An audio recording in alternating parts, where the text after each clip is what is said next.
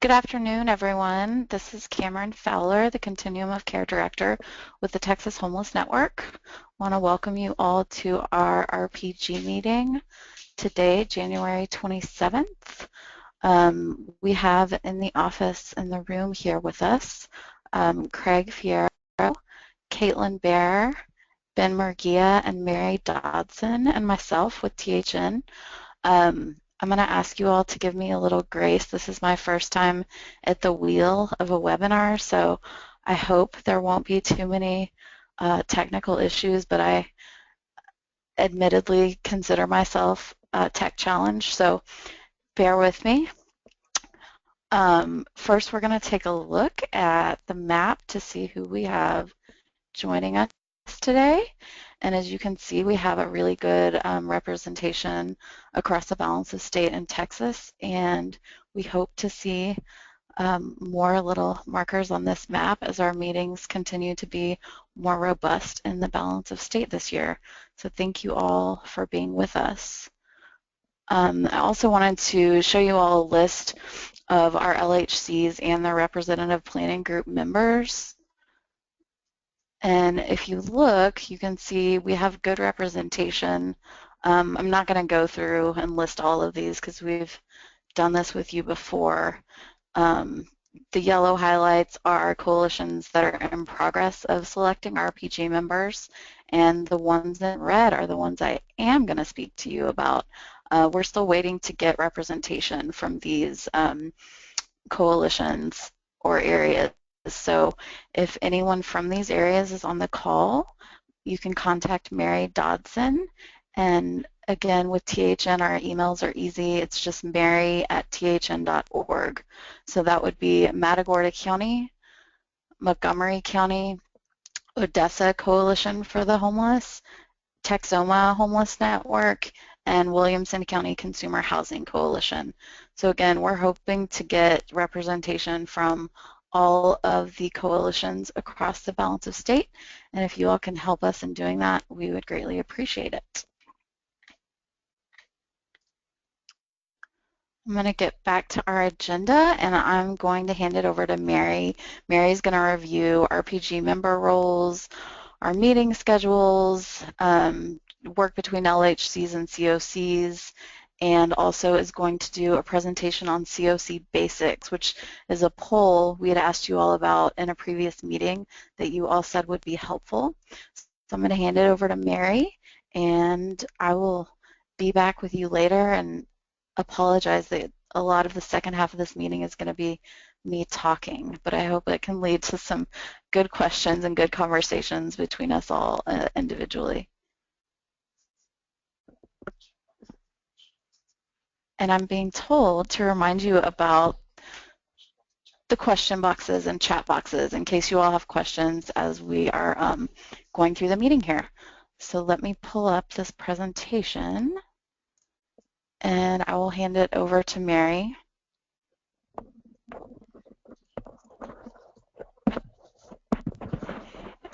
Good afternoon, everyone. This is Mary Dodson.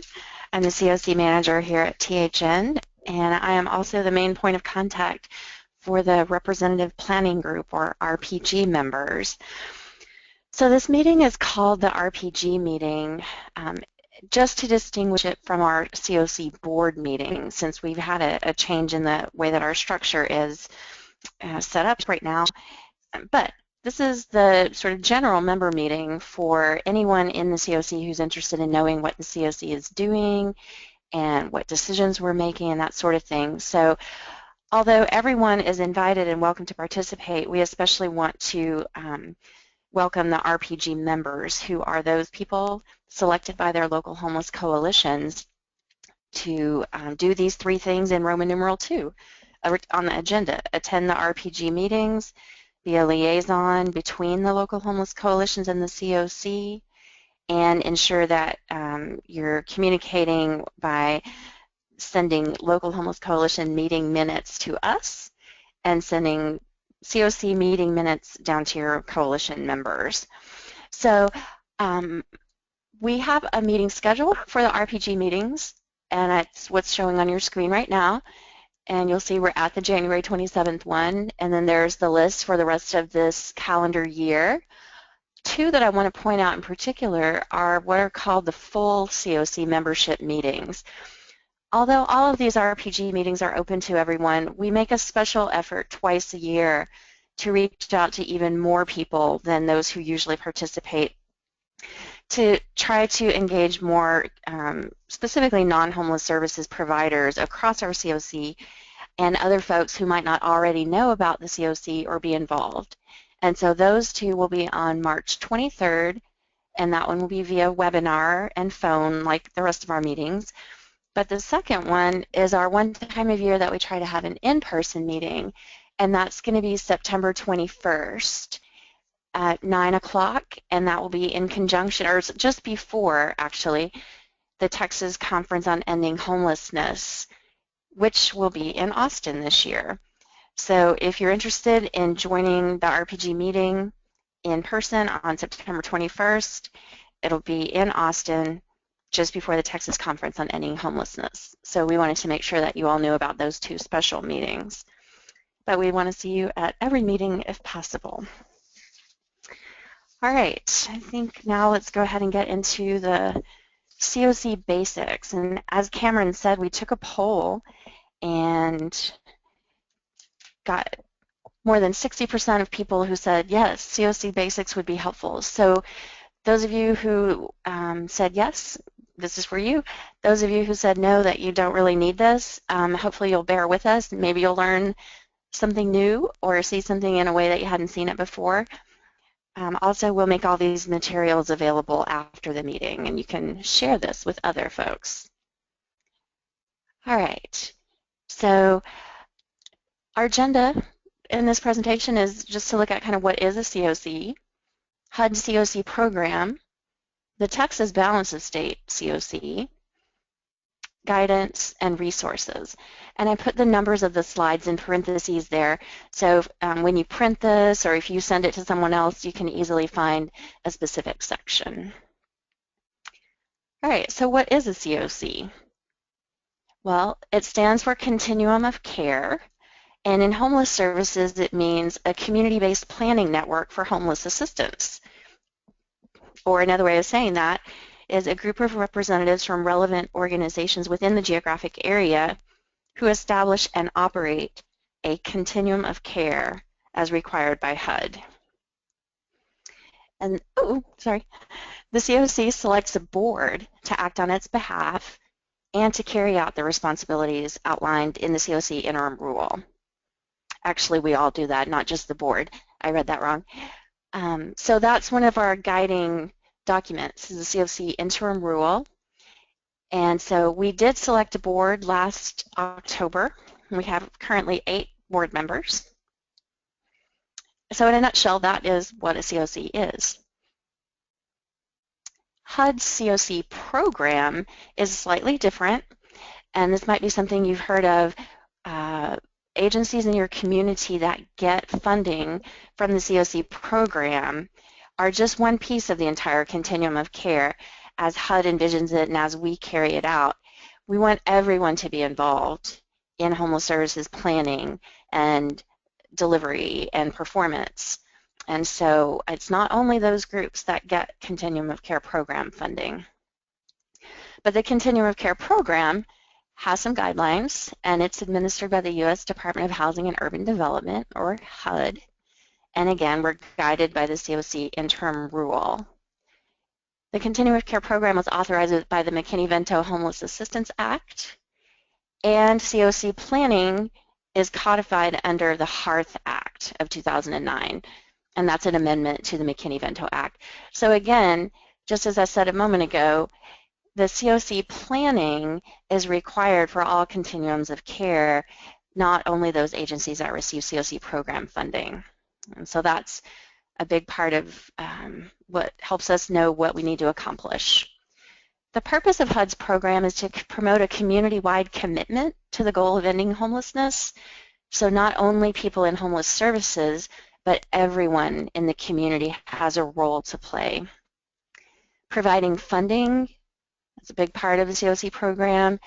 We also want to quickly rehouse individuals and families so that we're minimizing the trauma and dislocation that happens not just to the individuals and families, but to our whole communities. We want to promote access to and effective utilization of mainstream programs. And those are programs that aren't specific to people experiencing homelessness, but people experiencing homelessness might qualify. And so we're talking about things like Head Start or SNAP or SSI, some what here are called mainstream benefits, non-homeless specific, but those benefits that might help people become self-sufficient and not in homelessness any longer. And that's what the last bullet means, optimizing self-sufficiency among people experiencing homelessness. So that's kind of the why the program exists, and by extension, all of the requirements for COCs. In short, the COC's responsibilities as assigned in the interim rule are to operate the COC, to designate and operate the Homeless Management Information System, or HMIS, and that's the client database that COC program funded projects, Emergency Solutions Grant Program funded projects, and several others, including Runaway and Homeless Youth Act, the PATH program, SSVF, have to use the HMIS.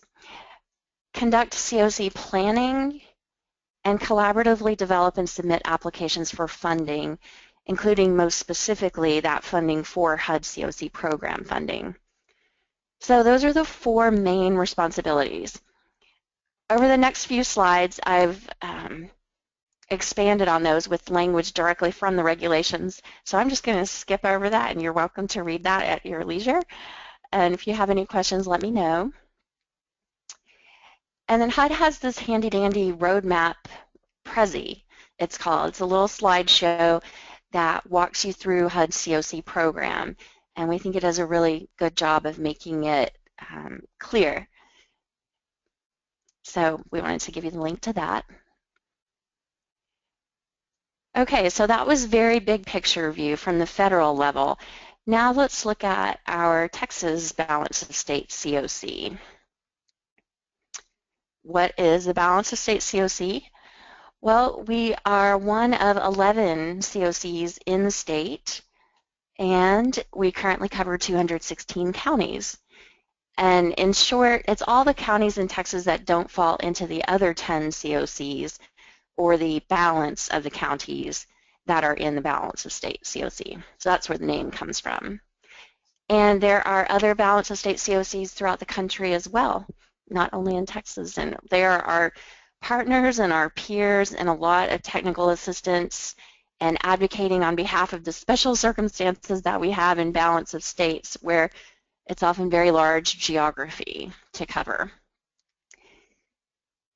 So here's our COC map, and you'll see the 11 COCs are designated by different colors there. All the rest of them in Texas are much smaller than Balance of State, which is obviously in orange. And so we cover a very large area. So I'm glad we did have a really covered a range of the Balance of State with the registrants on the map that Cameron showed earlier. The COC operates under a governance charter, and that identifies the governance structure regarding authority, decision-making, and accountability. It also outlines the organizational structure and the general work of the COC, and it describes roles and responsibilities. You'll see our governance structure is such that the general membership is practically anyone in the COC who's interested in what we do and wants to join us. The COC board is that group elected every October to make decisions and act on behalf of the COC.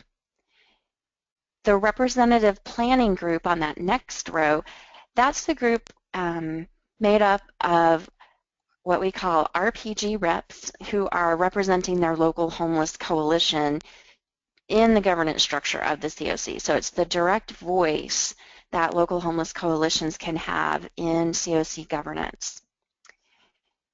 Texas Homeless Network, those of us here at THN, we play couple of different roles as the CoC lead agency and the HMIS lead agency.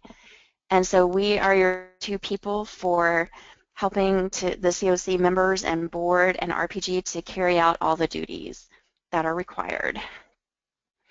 And then, of course, the RPG might establish committees to focus on specific issue areas.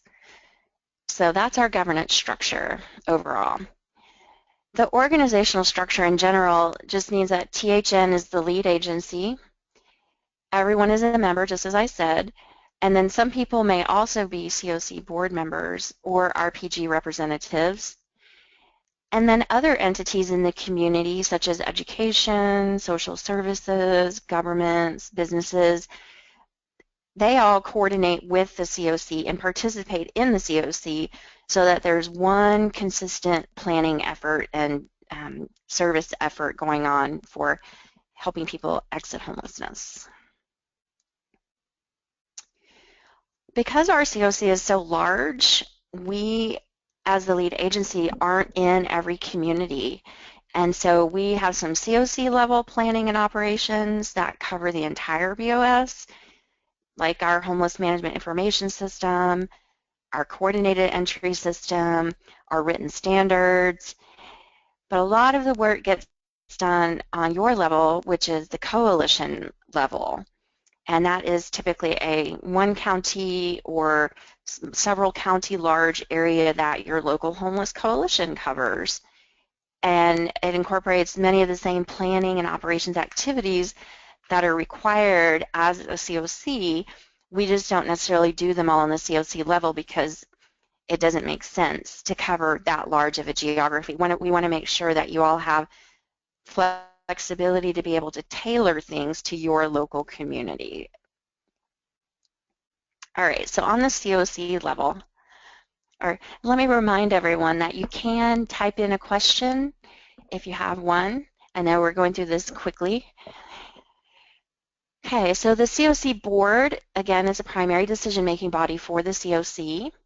They determine the policy direction and ensure that all the responsibilities assigned by HUD are in fact fulfilled.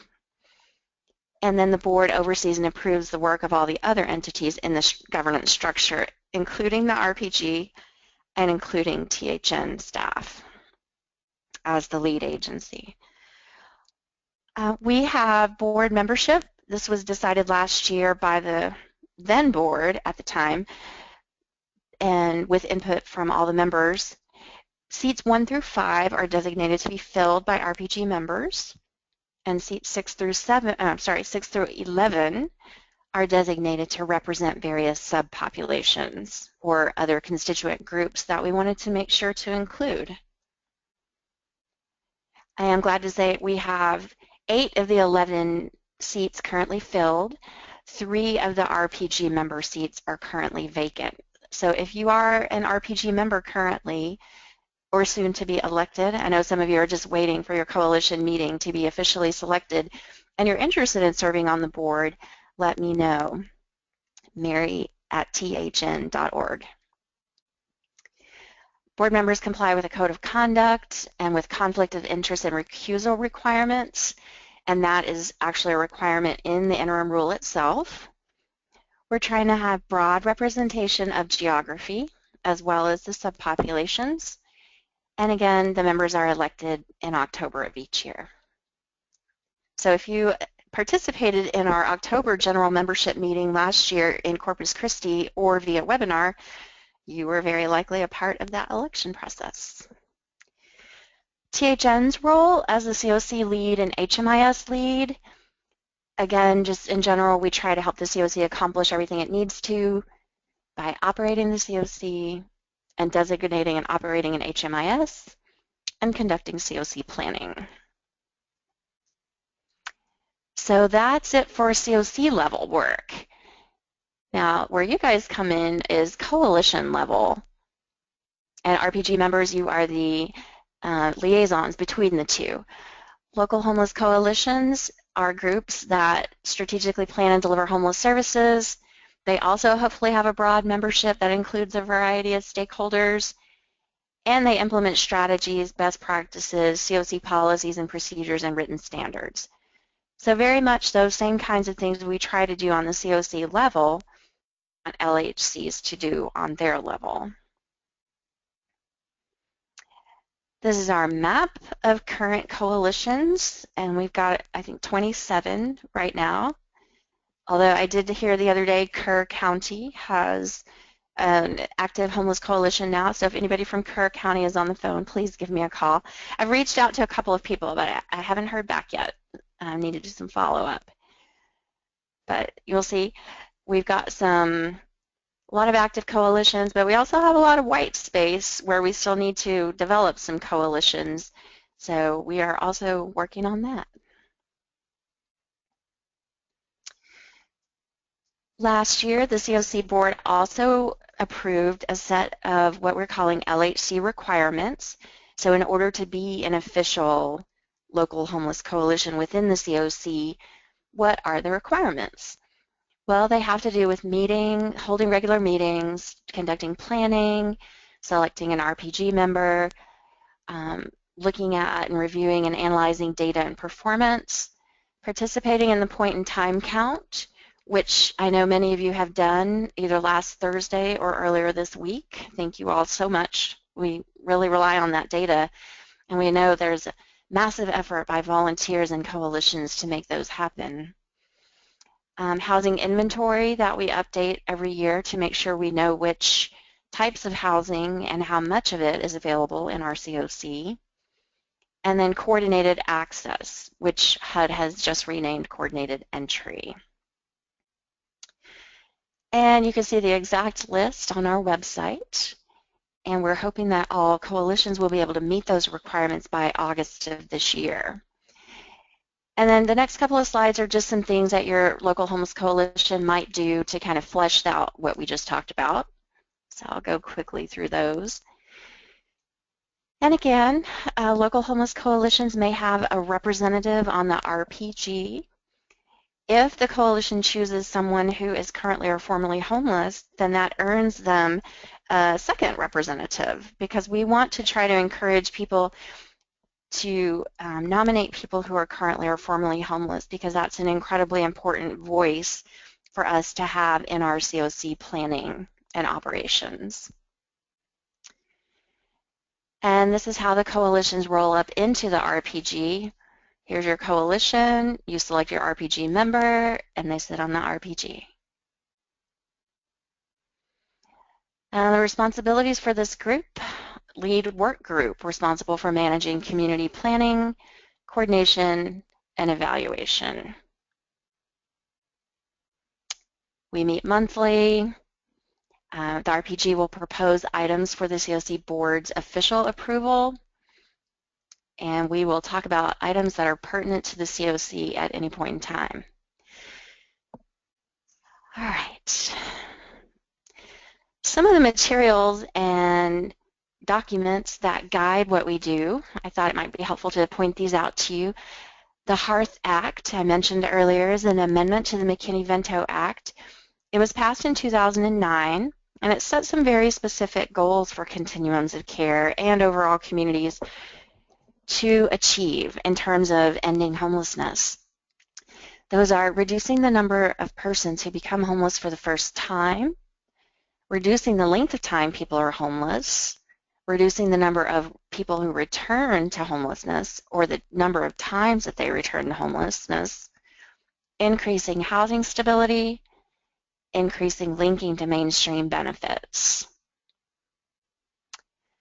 Another guiding document is the Federal Strategic Plan to End Homelessness, which is called Opening Doors, and that was created by the USICH, or the United States Interagency Council on Homelessness. And its 4 goals, which you might have heard, are preventing and ending homelessness among veterans by 2015, which I think that's now extended because we didn't finish yet. Finish the job of ending chronic homelessness in 2017, preventing and ending homelessness for families with children and for youth in 2020, And all of that work is setting a path to ending all types of homelessness. And then you'll see the themes of opening doors are some of the same ones we saw in the Hearth Act: increasing leadership, collaboration, and civic engagement. Also, the interim rule called that or the CoC program is promoting a community-wide commitment to ending homelessness, increasing access to stable and affordable housing, increasing economic security, improving health and stability, and retooling the homeless crisis response system. So this is where a big part of our work with coordinated entry and systems change is coming in. We want to be more strategic and more effective in how we're addressing homelessness. That's what that last one pertains to. So again, we are doing some systems change and coordinated entry. In a nutshell, that means that we're all working together very closely for the benefit of people experiencing homelessness. Another big piece of our work is looking at how well we're doing what we're doing, or how well we're performing. And so I threw some slides in here about some keys to high performance, and you'll see this is the kind of ideas that we're just talking about as a CoC. We have shared community goals, shared vision, clear outcome measures, strong governance structure, what's that word? Providing resources to funders that provide resources to high-performing programs, and providers that buy into the goal of ending homelessness. So that's what we have been working with you on. We will continue to work with you on and make clearer throughout the year. HUD performance indicators, again, I put these in. They're very similar to what we saw in opening doors, helping people get into permanent housing, to increase their stability by increasing their employment income or their income from other sources, their non-cash benefits, making sure we have enough rapid rehousing and permanent supportive housing assistance available to meet the need. And finally, a lot of our work is guided by data. So we talk about data a lot. It's not only the data that's in our Homeless Management Information System, or HMIS, it's the data collected in the point in time count, and in the housing inventory, and in our performance outcomes, and even in the people's stories that you all are able to pass along to us, because that's an important piece of knowing how the work that we're doing is making a difference. So data informs what we do. And finally, I wanted to just give you a list of some of the top resources that we go to, including our own website at THN, which we are revamping and beefing up. So hopefully over the next few months you'll see some good progress on that, because we want to make it more of a valuable tool for you to be able to use as well. And then the other three have very robust websites and newsletters, and we encourage all of you to stay abreast of what's happening with the U.S. Department of Housing and Urban Development, or HUD, the U.S. Interagency Council on Homelessness, or USICH, and the National Alliance to End Homelessness, NAEH. And there are links to their websites there. So in summary, as a CoC, we're working together, we're informed, strategic, and effective, we're using limited resources effectively, and we're preventing and ending homelessness. Contact Cameron or me if you have any questions, or you want to help and you're not engaged in a way that you want to be right now.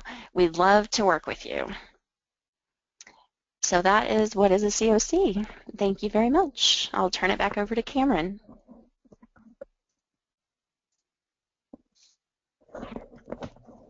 Thank you, Mary, and thank you all. We know that it can get a little heavy, but think it's important for everybody to understand what it is that we are doing and the work that you all are doing. Want to go through some of our current priority projects, and this is the part where I told you all I would be talking quite a bit, and I hope you're out there listening. Want to again echo Mary, thanking you all for your work on the point in time count. and your participation with that. We look forward to sharing our data with you, and we recognize that the point-in-time count is only a snapshot, but it can inform our programs and determine our needs and the balance of state, and also does impact funding. So I want to also thank those communities who participated in the youth count and the VI SPDAC count with veterans. Want to make a special shout out to Corpus for doing both of those during their PIT this year. And speaking of veterans, y'all will be hearing a lot about our Ending Veteran Homelessness Initiative coming up soon. We're going to start having webinars about how we're going to plan to do that in the balance of state. We're going to be proposing that the balance of state adopt a definition across the board of functional zero. Our staff here has been working really hard with our SSVF providers, and we want to make sure that our grantees and our LHCs are also involved in that initiative. That is the only way we're going to be able to tackle veterans homelessness. Before we adopt that definition, we'll have a comment period, and we'll also be discussing at RPG meetings soon veteran and general prioritization of individuals and families who are most vulnerable or have the most severe service needs. So we're going to need y'all's help as we really start to structure and define our goals for the year and our work plan, which will probably be for the next 2, and it's really going to be based around those opening doors goals. Mary also mentioned the housing inventory count and survey. It's a really big part of our work.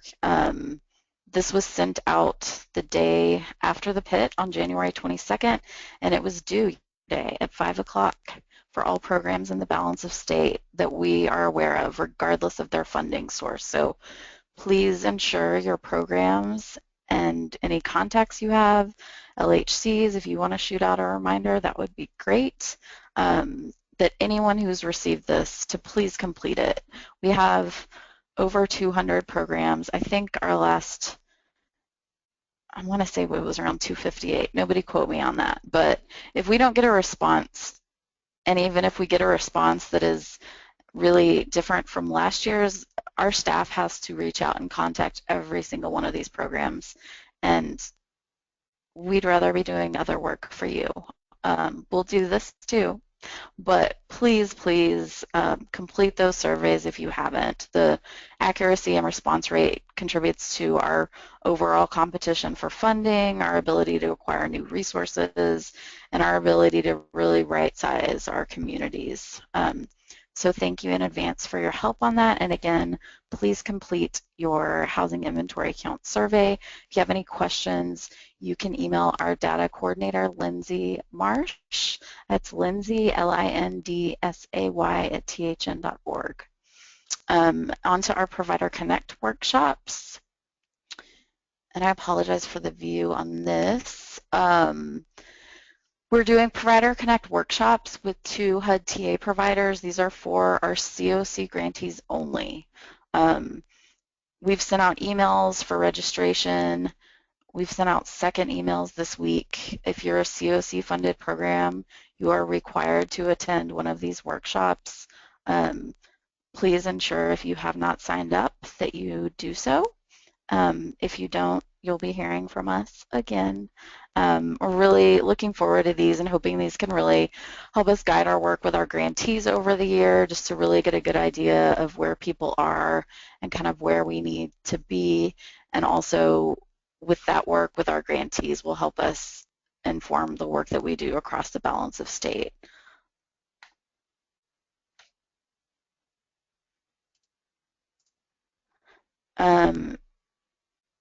And then I just wanted to talk briefly about operating low barrier programs. You guys have heard and saw a lot, at least in the CoC competition this year, about low barrier and housing first. I think I've mentioned it on every meeting. You're going to continue to hear it. We're going to be providing trainings. I wanted to get into low barrier just a little bit today, but after some work that we've done with project reviews, we're working on some really thorough project reviews for our CoC grantees. And I want to point out, please make sure your programs are not violating fair housing and screening out people with disabilities. I've spoken with more than one program recently that was either only serving people with specific mental health issues, and this was not a local mental health authority, or screening people out for certain medical disabilities. And I just really encourage you all to ensure that your programs are not violating fair housing.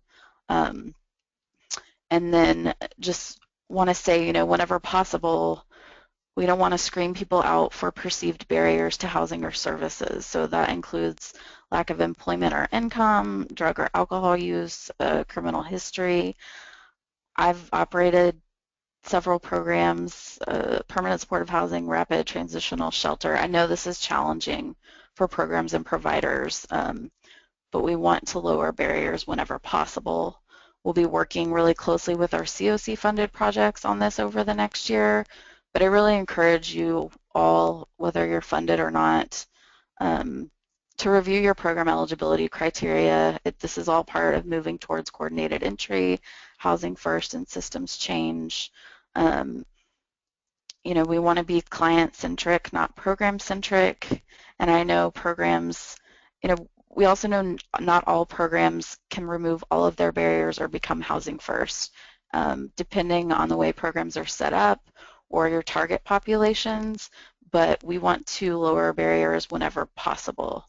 So you may have a strong set of reasons for imposing requirements relating to sobriety or service participation, criminal records, but the collective impact is those criteria can create a system that's inaccessible to a large number of people who've been homeless the longest and have the greatest need for stable housing.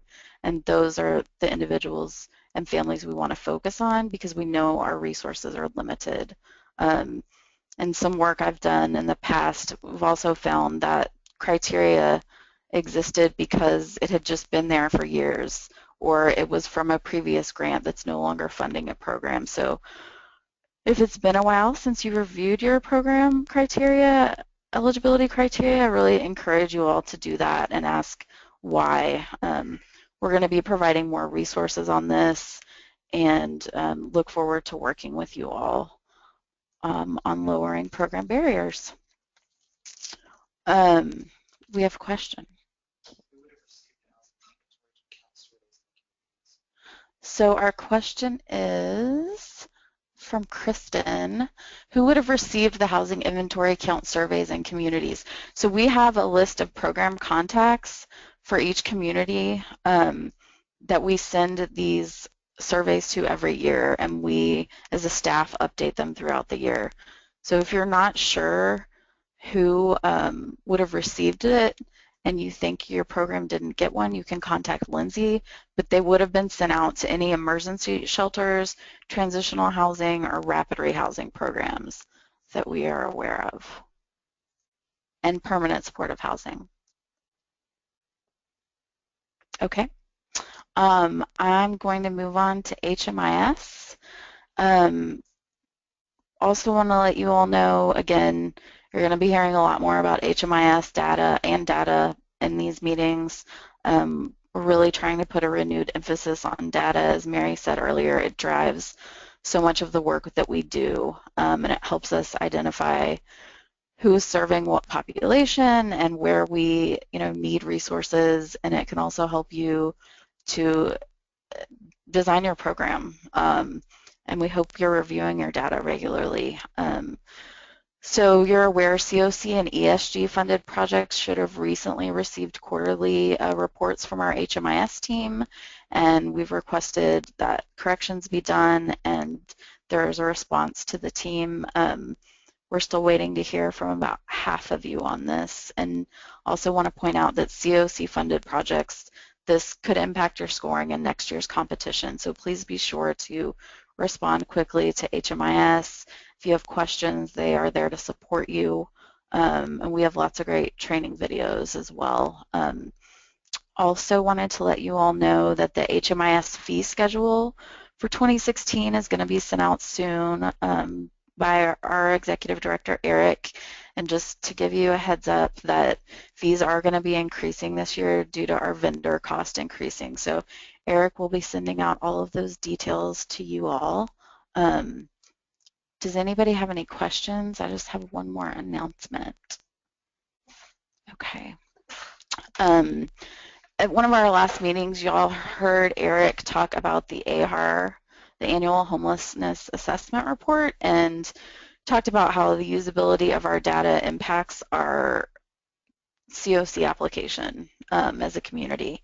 And when we reported out to you, we were things weren't looking really great. There are 7 shells that get reported to HUD. There's actually 14. 7 are just for veterans, and then 7 are general, and they are emergency shelters for families, emergency shelters for individuals, transitional housing for families and for individuals, permanent supportive housing for families and individuals, and then a summary of those reporting categories. So I think at the time we reported out to you all, we thought we were only going to have 1, possibly 2 shells that were usable for the AHAR, and we were informed today that we are going to have all but 1 shell that are going to be usable, and this is good news for us as a balance of state and good news for our application.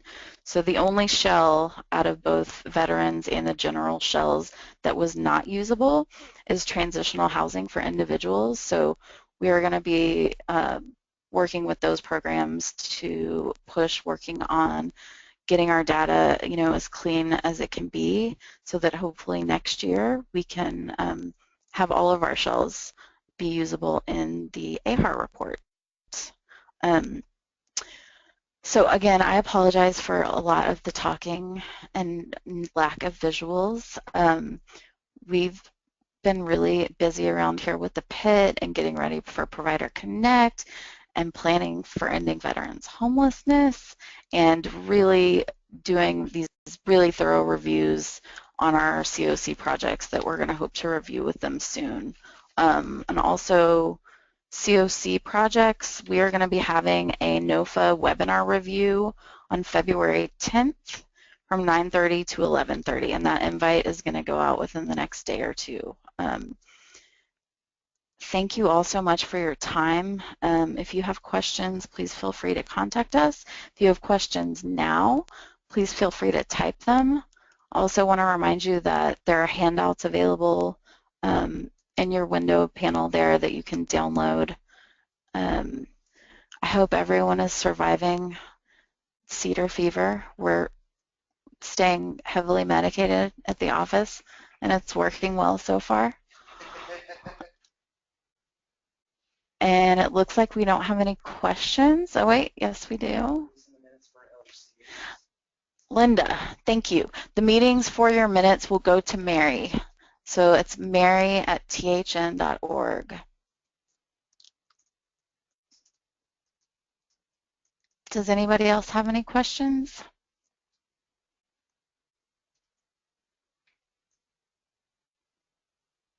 All right. Well, if you think of something, please contact us. Local honey for allergies. Thank you, Pam. Um, I appreciate that. I've also heard honey and sugar before bed. So um, thank you all again. And please, we want to hear from you. So contact us. And we're really looking forward to a year of a lot of robust work around ending veterans homelessness and really focused work with our grantees that will end up impacting all the work that our LHCs and all of the homeless providers across the balance of state are doing. So thank you all. Have a great rest of the week, and we'll be in touch soon.